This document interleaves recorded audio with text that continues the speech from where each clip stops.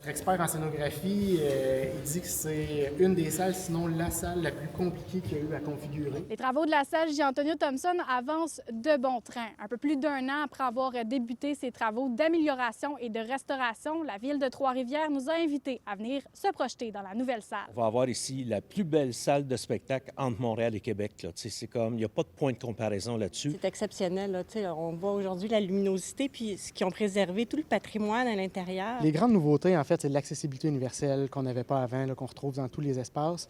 Ensuite, on a les barres d'appoint. Donc, on avait un seul point de service. Maintenant, on va en avoir 3.